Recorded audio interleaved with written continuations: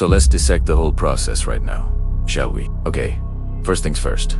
Here's what our user asked. They're essentially asking us to lay bare the thought process behind the translation. So how did we go from this raw Portuguese text to this slick English horror story? Let's take a peek under the hood and see how it all came together. First off, a quick shout out to the user for this awesome query. They've given us the perfect opportunity to pull back the curtain and show you how we tick. And hey, if you're watching this and thinking, hey, this is cool, don't forget to hit that like button and subscribe. So when faced with this query, we knew we had to do more than just spit out the answer. We needed to provide some context, some insight into the why of our translation choices. You know, because a direct translation doesn't always cut it, especially when you're dealing with different languages and different cultures. We wanted to make sure that not only did we get the meaning across, but also the feel, the tone, the horror factor. Now, let's break it down into 3 key areas. These are the aspects that we focused on to give you the best possible English version of this story. First up, accuracy. This goes without saying. When translating, especially when it comes to stories, getting the meaning across is crucial. You can't just wing it or play around with the words. You have to respect the original text. Each word, each sentence, each paragraph, it all has to come together to convey the intended message. One wrong turn, and you could mess up the whole story. We've got to nail it. Second, maintaining the horror elements. This is where things get interesting. Horror thrives on atmosphere, on building suspense, creating a sense of dread. You can't just strip away the scary parts and expect your audience to shiver. We've got to find ways to keep the chills alive, to infuse the English version with the same eerie vibes as the original. It's a balancing act, keeping that fine line between what's scary and what's silly. And it's a challenge we relish. And finally, keeping the emotional impact intact. Horror isn't just about jump scares and gore. It's about evoking emotions, triggering primal fears, tapping into that deep-seated sense of unease that we all experience. You've got to tug on those heartstrings, bring tears to the eyes, maybe even raise the blood pressure a bit, and doing that in another language, well, it's a whole different ballgame. We need to make sure that the emotions that drive the story remain undiminished in the English telling. So there you have it, our keen plan. Now let's dive into the specifics. How exactly did we put these principles into practice? What decisions did we make, and why? Let's take a look at the text, and I'll guide you through our thought process. As we read the story, pay attention to the words and phrases that stood out to us. Mark any parts that you think might have been tricky to translate and try to guess the reasons behind our choices. We're talking about things like vidalata, algo sinistro, certas. How did we handle them, and why? Why did we choose certain words over others? Was it for the literal meaning or the feeling they evoked? We encourage you to join the discussion. Share your thoughts. Ask questions. This is a great way to improve your own translation skills and expand your linguistic horizons. But before we delve into the nitty-gritty, let's give you a sneak peek at our final product. Here's the English translation of the story. Ready? Let's dive in. The dog that saw the supernatural luck was a little mutt adopted as a puppy by a young couple, Anna and Pedro. From the beginning, he behaved strangely. He barked at empty corners, growled at shadows, and sometimes stood frozen, staring intently at something only he could see.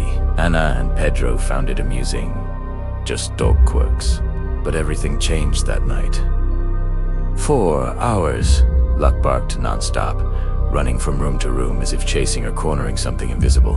His fur stood on end and he bared his teeth in a continuous growl, full of fear and anger. Anna tried to calm him, but the dog seemed possessed, ignoring her calls. He's never been like this. Pedro murred, trying to hold the animal which struggled as if fighting something. Exhausted, they ended up locking Luck in the backyard, where he continued to howl until dawn. The neighbors, annoyed by the noise, called the police. The next day, an officer appeared at the door, citing complaints of mistreatment and disturbance of the peace. He was just scared. Anna tried to explain, but the authorities were relentless. With no alternative, Luck was taken to a municipal shelter. Anna and Pedro promised to pick him up as soon as possible, but deep down they felt a morbid relief. The house was finally silent. That night, however, the silence became oppressive. Anna woke in the middle of the night with an icy cold running through her body. She turned in bed and saw Pedro sleeping deeply beside her. But something was wrong. In the corner of the room, a dark figure, taller than a man, stood motionless. Its outlines flickered like thick smoke and 2 red points glowed where its eyes should have been. Anna froze, unable to scream. The thing moved, sliding across the floor without making a sound, approaching the bed. It was then that she understood. Luck wasn't barking at nothing. He was trying to warn them away. Pedro woke when he heard Anna's frantic breathing. He held her hand, but he also saw the creature. Before they could react, the darkness enveloped them. The next morning, the house was empty. No sign of Anna or Pedro. Only a distant howl, like that of a dog mourning its failure, echoed in the wind, and so without luck, to protect them, the evil finally took them. Okay, let's dissect it, piece by piece. Let's start with the title, O Cão que Viu o Sobrenatural. Pretty straightforward title, right?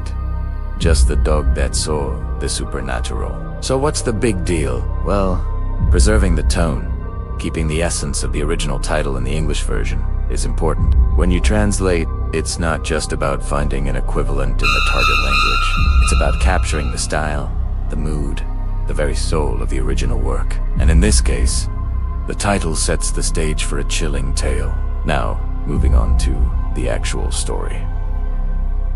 Let's talk about names. We've got Anna and Pedro, 2 characters who add a human touch to our supernatural saga. When it comes to names, you've got to tread carefully. Names aren't just labels.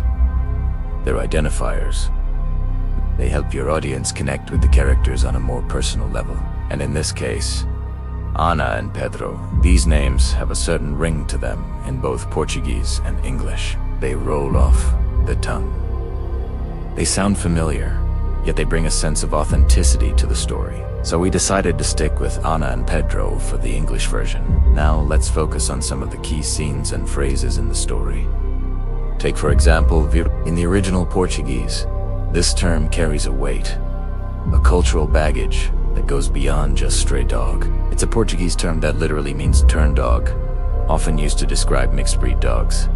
But it's more than that. It's a term that's steeped in Portuguese culture and history. When translating, it's important to respect this cultural context. So instead of going for a direct equivalent, we opted for mutt. Mutt, while simple, carries with it a sense of familiarity, a down-to-earth vibe that mirrors the original term. It is a nod to the dog as humble beginnings, while avoiding the potential awkwardness of a literal translation. Next, let's examine the phrase, Algo sinistro. In Portuguese, sinistro evokes a sense of impending doom, something eerie and unsettling. When you're aiming for a chilling narrative, choosing the right words is crucial. So instead of settling for a basic synonym, we went with something sinister. This phrase not only captures the essence of the original, but it also adds a layer of depth to the English narrative, enhancing the overall impact. Finally, let's discuss the scene where the true horror unfolds. That moment when Anna and Pedro are confronted by the shadowy figure in their bedroom.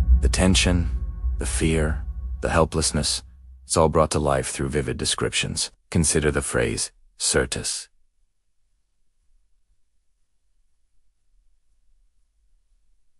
which literally translates to certain. In this context, it's clear that the author is hinting at something beyond the realm of the ordinary. So we decided to opt for shadowy figure, a term that conjures up images of lurking darkness and hidden menace. So there you have it, a glimpse into the world of literary translation. We hope we've shed some light on the thought process that goes into turning words from one language into another while preserving the magic, the mystery, and in this case, the terror.